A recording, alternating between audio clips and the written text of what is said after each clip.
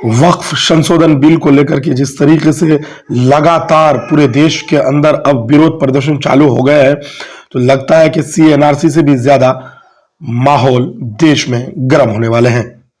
दोस्तों बताते चले कि कल बिहार के सरजमी यानी पटना पे जिस तरह से वक्फ संशोधन बिल को लेकर के तमाम पार्टियां विपक्ष की एकजुट नजर आई, और खासतौर से all India Muslim personal law board हो या जमीयत उलमाए हिंद या दीगर जो तंजीमें हैं, जो मुस्लिम तंजीम है, जहाँ किसी भी मसला को मकातिब फिक्र के तमाम तंजीमें ने इकट्ठा होकर के वक्फ संशोधन बिल के खिलाफ आवाज उठाई है, जिसमें खासतौर से जो अहम बात रही, मुसलमानों के साथ साथ वहां सिख भाइयों ने भी शिरकत की। और सिख भाइयों के साथ साथ अगर हम बात करें तो वहां पर जो है दलित भाइयों ने भी शिरकत की है और जिस तरीके से बातें की है। लेकिन दोस्तों बिहार के प्रदेश अध्यक्ष AIMIM के जनाब अख्तर इबान साहब ने जो बात कही है, उस बात को लेकर मीडिया ने भी काफी शोर मचाया है। दो बातें काफी इंपॉर्टेंट और अहम रही। पहले अख्तर इबान साहब की वो बातें शोर मचाया कि हम जान दे देंगे लेकिन वक्फ संशोधन बिल को पास होने नहीं देंगे। इसको लेकर तमाम टीवी चैनल ने अपना रोना शुरू कर दिया, हल्ला बोल हुआ तमाम देश के अंदर, लेकिन पूरी तरह से जायज बातें अख्तर इबान साहब ने कही है। अब बात करें आरजेडी के जो आज के डेट में जो सुप्रीम लीडर है आरजेडी के लालू प्रसाद यादव, वो भी मौजूद थे, लेकिन चर्चा आरजेडी के लालू प्रसाद यादव के बेटे तेजस्वी यादव पूर्व डिप्टी CM का हो रहा है।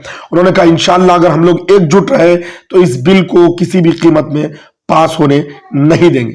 सत्ता पक्ष इसको सियासी चाल बता रहे हैं। सत्ता पक्ष का कहना है कि देश में आने वाले बिहार में विधानसभा चुनाव है, इसलिए तमाम विपक्ष पार्टियां इस तरीके की रोना रो रही है। और इस तरीके से जो खासतौर से बताया कि सत्ता पक्ष में JDU हो या फिर रामविलास पासवान की, चिराग पासवान की पार्टी हो, तमाम पार्टियों का जो जो जो रिएक्शन आया, उन लोगों की तरफ से बात कही जा रही है बार बार कि किसी भी धार्मिक संगठन को इस तरीके से राजनीतिक संगठन को लेकर के अपने एक मंच में इस तरह का पैगाम देना सही नहीं है। माननीय मुख्यमंत्री नीतीश कुमार ने बिहार के मुसलमानों के लिए बहुत अहम और बहुत अच्छे काम किए। इन बातों को मुसलमानों को समझना होगा।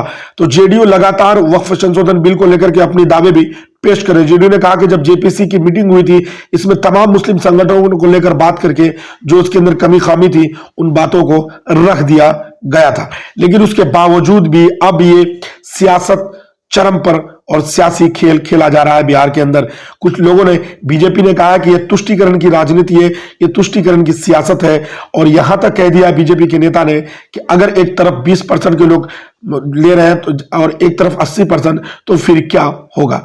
तो दोस्तों ये बात जो अहम बातें थी मैंने बताया, और खासतौर से उलमा ने ठाना है कि अब इस तरीके से वक्फ संशोधन बिल पर किसी भी तरीके से कोई चीज की सुनवाई नहीं होगी, मुकम्मल विरोध रहेगा। दीजिए इजाजत, मिलेंगे अपडेट।